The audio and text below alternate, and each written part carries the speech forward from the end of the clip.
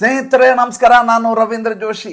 Supreme ಕೋರ್ಟಿನ ದ್ವಿಸದಸ್ಯ ಪೀಠವೊಂದು ರಾಜ್ಯ ಸರ್ಕಾರದ ಮುಖ್ಯಮಂತ್ರಿಗಳಿಗೆ ಚಳಿ ಬಿಡಿಸಿದೆ. ಏನು ವಿಷಯ ಇವರೆಲ್ಲ ಏನು ಅನ್ಕೊಂಡ್ಬಿಟ್ಟಿದ್ರು ಅಂದರೆ, ತಮ್ಮ ರಾಜ್ಯ ಅಂದರೆ ತಮ್ಮದೇ ಸಾರ್ವಭೌಮತ್ವ, ಅದರ ಮೇಲೆ ಯಾರದೇ ಹಿಡಿತ ಇರೋದಿಲ್ಲ, ತಮಗಿಷ್ಟ ಬಂದ ಹಾಗೆ ನಡೆಯಬಹುದು, ಅದನ್ನು ಯಾರೂ ಪ್ರಶ್ನೆ ಮಾಡಬಾರದು ಅನ್ನುವ ರೀತಿಯಲ್ಲಿ ಇವರು ತಮ್ಮ ದುಂಡಾವರ್ತನೆಯನ್ನು ಕೆಲವು ರಾಜ್ಯದವರು ಮಾಡ್ತಾಯಿದ್ರು.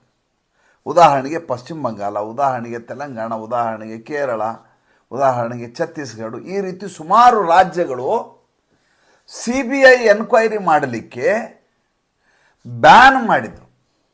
CBI ಅವರು ಬಂದು ಈ ರಾಜ್ಯದವರು ತಮ್ಮ ರಾಜ್ಯದ ಒಳಗಡೆ ಬಂದು ತನಿಖೆ ಮಾಡ್ತೀನಿ ಅಂತಂದರೆ ಅವರಿಗೆ ಅವಕಾಶ ಇರಲಿಲ್ಲ. ಒಂದು ವೇಳೆ ಮಾಡಬೇಕು ಅಂತಿದ್ರೆ ಮುಂಚೆಯೇ ಸರ್ಕಾರಕ್ಕೆ ಪತ್ರವನ್ನು ಬರೆದು ಅನುಮತಿಯನ್ನು ಪಡೆದು ತದನಂತರ ಅವರು ತನಿಖೆಯನ್ನು ಕೈಗೊಳ್ಳಬೇಕಾದಂಥ ಅನಿವಾರ್ಯತೆ ಬಂದು ಒದಗಿತ್ತು.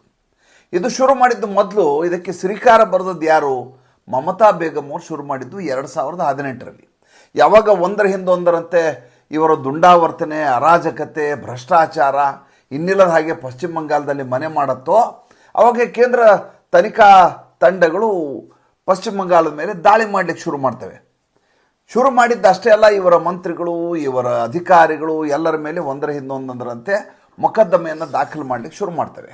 ಆವಾಗ ಈಕೆ ಮಮತಾ ಬೇಗಂ ವಿಧಾನಮಂಡಲದಲ್ಲಿ ಇದನ್ನು ಪ್ರಸ್ತಾಪ ಸಚಿವ ಸಂಪುಟದಲ್ಲಿಟ್ಟು ಅದನ್ನು ಪಾಸ್ ಮಾಡಿ, ಇನ್ನು ಮುಂದೆ CBI ನಮ್ಮ ರಾಜ್ಯದಲ್ಲಿ ಪ್ರವೇಶಿಸುವ ಹಾಗಿಲ್ಲ, ಪ್ರವೇಶಿಸಿದ್ದೇ ಆದರೆ ಅದು ನಮ್ಮ ಅನುಮತಿಯನ್ನು ಪಡೆಯಬೇಕು, ಯಾವ ಪ್ರಕರಣಕ್ಕೆ ಸಂಬಂಧಪಟ್ಟಿದೆ ಅಂತ ಮಾಹಿತಿಯನ್ನು ಕೊಡಬೇಕು, ಅದಾದ ಮೇಲೆ ಆಯಾ ರಾಜ್ಯ ಸರ್ಕಾರ, ಪಶ್ಚಿಮ ಬಂಗಾಳ ಸರ್ಕಾರ ಅನುಮತಿಯನ್ನು ಕೊಟ್ಟರೆ ಪಶ್ಚಿಮ ಬಂಗಾಳದೊಳಗಡೆ CBIನವರು ಕಾಲಿಡಬಹುದು. ಎಲ್ಲಿಯಾದರೂ ಈ ರೀತಿಯಾದಂಥ ಅಸಂವಿಧಾನಿಕವಾದಂಥ ನಡೆಯನ್ನು ಕಂಡಿದ್ದೀರಾ? ಇದೇ ರೀತಿ ನಡ್ಕೊಂಬರ್ತಾ ಇತ್ತು. ಯಾವಾಗ ಪಶ್ಚಿಮ ಬಂಗಾಳ ಈ ಕೆಲಸ ಮಾಡ್ತೀವೋ ಆವಾಗ ಉಳಿದ ರಾಜ್ಯದವ್ರಿಗೆ ಮಜಾ ಅನಿಸ್ಬಿಡ್ತು. ಓಹೋ, ಮಮತಾ ಬೇಗಮ್ಮೇ ಹಿಂಗೆ ಮಾಡಿದ್ದಾರೆ ಅಂದರೆ ನಾವು ಯಾಕೆ ಮಾಡಬಾರ್ದು ಅಂತ. ಹೀಗಾಗಿ ಎಲ್ಲೆಲ್ಲಿ ಭಾರತೀಯ ಜನತಾ ಪಾರ್ಟಿಯ ಸರ್ಕಾರ ಇಲ್ಲವೋ ಆ ಎಲ್ಲ ರಾಜ್ಯಗಳು ಈ ರೀತಿಯಾದಂಥ ಒಂದು ನಿರ್ಣಯವನ್ನು ಕೈಗೊಳ್ತವೆ. ತಮ್ಮ ರಾಜ್ಯದಲ್ಲಿ ಯಾವುದೇ ಕಾರಣಕ್ಕೂ CBIನವರು ಬಂದು ತನಿಖೆ ಮಾಡುವ ಹಾಗೆಲ್ಲ ಪೂರ್ವಭಾವಿಯಾಗಿ ಅನುಮತಿಯನ್ನು ಪಡೆಯಲಾರದೆ. CBI ಅವುಗಳು ಎನ್ಕ್ವೈರಿ ಮಾಡೋದು ಹೇಗೆ? ಮೊದಲನೇದಾಗಿ ಸುಪ್ರೀಂ ಕೋರ್ಟ್ ಆದೇಶದ ಮೇರೆಗೆ ಮಾಡ್ತಾರೆ, ಅದಿಲ್ಲ ಅಂದರೆ ಹೈಕೋರ್ಟ್ನ ಆದೇಶದ ಮೇರೆಗೆ ಮಾಡ್ತಾರೆ, ಇಲ್ಲ ಕೇಂದ್ರದ ನಿರ್ದೇಶನದ ಮೇರೆಗೆ ಈ ರೀತಿಯಾದಂಥ ತನಿಖೆಯನ್ನು ಮಾಡ್ತಾರೆ. ಈ ಕುರಿತಾಗಿ ಒಂದು ಮೊಕದ್ದಮೆ ಬರುತ್ತೆ 2023ರಲ್ಲಿ ಆಂಧ್ರ ಪ್ರದೇಶದ ಹೈಕೋರ್ಟ್ ಬೆಂಚಲ್ಲಿ ಬರುತ್ತೆ. ಅಲ್ಲಿ ಇಬ್ಬರು ಕೇಂದ್ರ ಸರ್ಕಾರಿ ನೌಕರರ ಮೇಲೆ ಮೊಕದ್ದಮೆಯನ್ನು ದಾಖಲು ಮಾಡ್ತಾರೆ CBIನವರು. CBI ಅವರು ಮೊಕದ್ದಮೆ ದಾಖಲು ಮಾಡಿದ ತಕ್ಷಣ ಇವರು ಕಾಯ್ದೆಯನ್ನು ತೆಗೆದು ತೋರಿಸ್ತಾರೆ. ನೋಡಿ, ನೀವು ಯಾವುದೇ ಕಾರಣಕ್ಕೂ ಈ ರೀತಿ ಅನುಮತಿ ಇಲ್ಲದೆ ಬಂದು ದಾಳಿಯನ್ನು ಮಾಡಿದ್ದು, ಅವರ ಮೇಲೆ ಕ್ರಮ ಕೈಗೊಳ್ಳಲಿಕ್ಕೆ ಸಾಧ್ಯ ಆಗೋದಿಲ್ಲ ಅಂತ. ಅಲ್ಲಿ ಕೋರ್ಟು ಇದಕ್ಕೆ ತಡೆಯಾಜ್ಞೆಯನ್ನು ನೀಡಿಬಿಡುತ್ತೆ. ಯಾವಾಗ ತಡೆಯಾಜ್ಞೆಯನ್ನು ನೀಡುತ್ತೋ ಅವಾಗ CBI ಏನು ಮಾಡುತ್ತೆ, ಸುಪ್ರೀಂ ಕೋರ್ಟಿಗೆ ಮೊರೆ ಹೋಗುತ್ತೆ. ಸುಪ್ರೀಂ ಕೋರ್ಟಿಗೆ ಮೊರೆ ಹೋದಾಗ ಅಲ್ಲೊಂದು ದ್ವಿಸದಸ್ಯ ಪೀಠ, honourable justice CT Ravikumar, justice Rajesh Bindal ಅಂತೇಳಿ ಅವರ ಬೆಂಚಿಗೆ ಬರುತ್ತೆ. ಬೆಂಚಿಗೆ ಬಂದು ನೋಡ್ತಾರೆ ಅವರು, ಇದೇನಿದು, ಇದ್ಯಾವ ಸಿಸ್ಟಮ್ ಇದು? ಯಾವುದೇ ಒಬ್ಬ ಭ್ರಷ್ಟ ಕೇಂದ್ರ ಸರ್ಕಾರದ ಅಧಿಕಾರಿಯ ಮೇಲೆ ಕ್ರಮ ಕೈಗೊಳ್ಳಬೇಕು ಅಂದರೆ, ದಾಳಿ ಮಾಡಬೇಕು ಅಂತಂದರೆ, ತನಿಖೆಯನ್ನು ನಡೆಸಬೇಕು ಅಂದರೆ ಆಯಾ ರಾಜ್ಯದ ಮುಖ್ಯಮಂತ್ರಿ ಅನುಮತಿ ತಗೋಬೇಕು, ಆ ರಾಜ್ಯ ಸರ್ಕಾರದ ಅನುಮತಿ ತೆಗೆದುಕೊಳ್ಳಬೇಕು ಅಂದರೆ ಅಷ್ಟೋ ತನಕ ಅಂದರೆ ಎಲ್ಲ ಸಪಾಟು ಮಾಡಿಬಿಡ್ತಾರೆ ಇವರು. ಎಷ್ಟು ಮಟ್ಟಿಗೆ ಸರಿ ಇದು ಅಂತ ಹೇಳಿ ಇದನ್ನು ನಿರ್ಧಾರವನ್ನು ಏನು ತೀರ್ಪನ್ನು, ಹೈಕೋರ್ಟ್ನ ತೀರ್ಪನ್ನು ಬದಿಗಿರಿಸಿ ಸುಪ್ರೀಂ ಕೋರ್ಟು ಒಂದು ಆದೇಶವನ್ನು ಮಾಡುತ್ತೆ ಶುಕ್ರವಾರ ದಿವಸ. ಏನಂತ? ಇನ್ನು ಮುಂದೆ ಜನರಲ್ ಪರ್ಮಿಷನ್ ಅಂತ ಕರೀತಾರೆ, ಸಾಮಾನ್ಯವಾದಂಥ ಅನುಮತಿ ಅಂತ. ಎರಡು ಥರದ ಅನುಮತಿ ಇರ್ತದೆ, ಅದರಲ್ಲಿ ಇದು ಸಾಮಾನ್ಯವಾದ ಅನುಮತಿ. ಸಾಮಾನ್ಯವಾದ ಅನುಮತಿಯಲ್ಲಿ ಯಾವುದೇ ಕೇಂದ್ರ ಸರ್ಕಾರಿ ನೌಕರರ ಮೇಲೆ ಯಾವುದೇ ರೀತಿಯ ತನಿಖೆ ಮಾಡಬೇಕಾದಂಥ ಸಂದರ್ಭದಲ್ಲಿ, ಯೂಶ್ವಲಿ ಯಾವುದು ಭ್ರಷ್ಟಾಚಾರದ ಮೊಕದ್ದಮೆಗಳಿರುತ್ತೆ ಮಾಡುವ ಸಂದರ್ಭದಲ್ಲಿ CBI ಏನಿದೆ, CBI ಕೇಂದ್ರ ಸರ್ಕಾರದ ಸಂಸ್ಥೆ, ಇದು ಆಯಾ ರಾಜ್ಯಗಳ ಸರ್ಕಾರದ ಅನುಮತಿಯನ್ನು ಪಡೆಯಬೇಕಾಗಿಲ್ಲ. ಅದು ನೇರವಾಗಿ ಹೋಗಿ ದಾಳಿ ಮಾಡಬಹುದು, ನೇರವಾಗಿ ತನಿಖೆ ಮಾಡಬಹುದು, ತನ್ನ ಕಾರ್ಯವನ್ನು ಮಾಡಲಿಕ್ಕೆ ಯಾವುದೇ ರೀತಿಯಾದಂಥ ಅಡೆತಡೆಯನ್ನು ಮಾಡಬೇಕಾಗಿಲ್ಲ ಅಂತ. ನೋಡಿ, ಇದು ಎರಡು ಉದಾಹರಣೆಯನ್ನು ಹೇಳ್ತೇನೆ ನಿಮಗೆ. ಒಂದು, ಪಶ್ಚಿಮ ಬಂಗಾಳದಲ್ಲಿ ನಡೆದಂಥ ಸಂದೇಶ್ ಖಾಲಿ ಪ್ರಕರಣ. ಸಂದೇಶ್ ಖಾಲಿ ಪ್ರಕರಣದ ಸಂದರ್ಭದಲ್ಲಿ ಕೇಂದ್ರ ತನಿಖಾ ಸಂಸ್ಥೆಗಳು ಸಂದೇಶ್ ಖಾಲಿಗೆ ಹೋದಂಥ ಸಂದರ್ಭದಲ್ಲಿ ಸ್ವತಃ ಯಾರು ಆರೋಪಿ ಇದನೋ ಆತ ಮನೆ ಒಳಗಡೆ ಕೂಡಿಸ್ಕೊಂಡು ಒಳಗಡೆ ಇದ್ದುಕೊಂಡು ಹೊರಗಡೆ ತನ್ನ ಬೆಂಬಲಿಗರನ್ನು ಬರಲಿಕ್ಕೆ ಹೇಳಿ ಫೋನ್ ಮಾಡಿಕೊಂಡು ಕೇಂದ್ರ ತನಿಖಾ ಸಂಸ್ಥೆಗಳ ಮೇಲೆ ದಾಳಿಯನ್ನು ಮಾಡ್ತಾನೆ. ರಾಜ್ಯ ಸರ್ಕಾರ ಇವರ ಕರ್ತವ್ಯ ಮಾಡಲಿಕ್ಕೋಸ್ಕರ ಕರ್ತವ್ಯ ನಿಭಾಯಿಸಲಿಕ್ಕೆ ಕೊಡಬೇಕಾದಂಥ ಭದ್ರತೆಯನ್ನು ಅವರಿಗೆ ಕೊಡೋದಿಲ್ಲ. ಕಾರಣ ಏನು? ಅವರು ಕೇಂದ್ರ ಸರ್ಕಾರದವರು ಅನ್ನುವಂಥ ಮಲತಾಯಿ ಧೋರಣೆಯನ್ನು ರಾಜ್ಯ ಸರ್ಕಾರ ಕೈಗೊಂಡಿರುವುದು.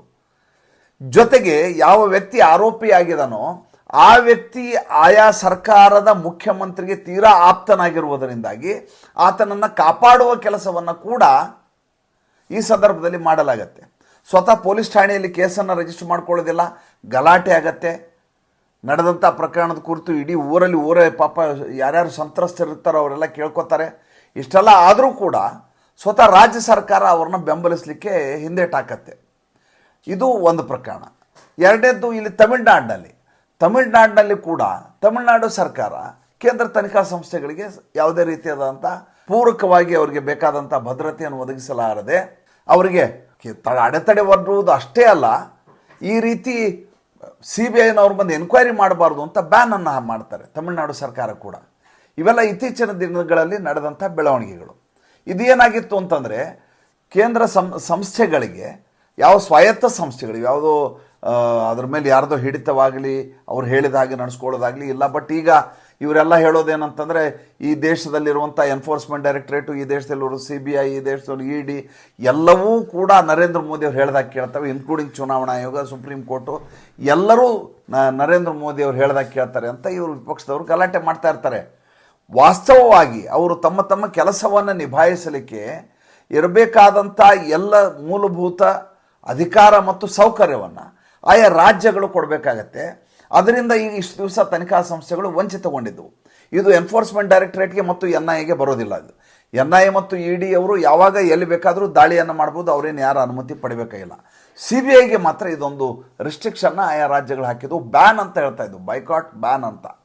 ಈಗ ಅಂಥ ಬ್ಯಾನನ್ನು ಅನ್ನುವಂಥ ಪದವನ್ನು ಬಳಸುವ ಹಾಗಿಲ್ಲ ಮತ್ತು ಅವರು ಯಾವುದೇ ಪೂರ್ವಭಾವಿ ಅನುಮತಿಯನ್ನು ಪಡೆಯಬೇಕಾಗಿಲ್ಲ. ಕೇಂದ್ರ ಸರ್ಕಾರಿ ನೌಕರರ ಮೇಲೆ ಕ್ರಮ ಕೈಗೊಳ್ಳುವ ಸಂದರ್ಭದಲ್ಲಿ ಆತ ಆಯಾ ರಾಜ್ಯದಲ್ಲಿದ್ದಾನೆ ಅನ್ನುವಂಥ ಕಾರಣಕ್ಕೋಸ್ಕರ ಆತ ಆಯಾ ರಾಜ್ಯದ ಆಸ್ತಿ ಅಲ್ಲ, ಆತ ಕೇಂದ್ರ ಸರ್ಕಾರದ ಅಧಿಕಾರಿ. ಆತನ ಮೇಲೆ ಯಾವುದೇ ರೀತಿಯಾದಂಥ ತನಿಖೆಯನ್ನು ನಡೆಸಲಿಕ್ಕೆ CBIಗೆ ಸಂಪೂರ್ಣವಾದಂಥ ಅಧಿಕಾರ ಇದೆ ಅಂತ ಸುಪ್ರೀಂ ಕೋರ್ಟ್ ಆದೇಶವನ್ನು ಮಾಡಿದೆ. ಈಗ ಸಮಸ್ಯೆ ಇರೋದು ಎಲ್ಲ ರಾಜ್ಯಗಳಿಗೆ ಈಗ ಭೇದಿ ಶುರುವಾಗಿದೆ. ಈಗ ಸೆಂಥಿಲ್ ಬಾಲಾಜಿ ಪ್ರಕರಣ ಇರಬಹುದು ಅಥವಾ ಸಂದೇಶ್ ಖಾಲಿ ಪ್ರಕರಣ ಇರಬಹುದು, ಪಾರ್ಥ್ ಚಟರ್ಜಿ ಪ್ರಕರಣ, ಯಾವುದೇ ಪ್ರಕರಣ ಇರಲಿ, ಇನ್ನು ಮೇಲೆ CBIನವರು ಯಾವುದೇ ವಿಷಯಕ್ಕೆ ಸಂಬಂಧಪಟ್ಟ ಹಾಗೆ ಯಾವುದೇ ದಾಳಿಯನ್ನು ಮಾಡುವುದಾದರೆ ಅಥವಾ ಯಾವುದೇ ರೀತಿಯಾದಂಥ ತನಿಖೆಯನ್ನು ಕೈಗೊಳ್ಳೋದಾದರೆ ಮುಲಾಜಿಗೆ ಒಳಬೇಕಾಗಿಲ್ಲ ಯಾವುದೇ ರಾಜ್ಯ ಸರ್ಕಾರದವರು ಈ ಕಾರಣ ಹೇಳ್ಕೊಂಡು ಕೋರ್ಟ್ನಲ್ಲಿ ಸ್ಟೇ ತೆಗೆದುಕೊಳ್ಳಕ್ಕೆ ಅವಕಾಶ ಮಾಡಿಕೊಡೋದು ಇವ್ಯಾವುದೂ ಸಾಧ್ಯ ಆಗೋದಿಲ್ಲ. ಇದೊಂದು ಐತಿಹಾಸಿಕವಾದ ತೀರ್ಪು ಅಂತ ನನಗನ್ನಿಸ್ತಾ ಇದೆ. ತಮಗೇನು ಅನ್ನಿಸ್ತು ದಯವಿಟ್ಟು ತಿಳಿಸಿ. ಸಂಚಿಕೆ ಇಷ್ಟ ಆಗಿದ್ದರೆ ಲೈಕ್ ಮಾಡಿ, ಫಾಲೋ ಮಾಡಿ, ಶೇರ್ ಮಾಡಿ. ದಯವಿಟ್ಟು ನಮ್ಮ ಮುಕ್ತ ಪತ್ರಿಕೋದ್ಯಮಕ್ಕೆ ಆರ್ಥಿಕವಾಗಿ ಬೆಂಗಾವಲಾಗಿ ನಮಸ್ಕಾರ.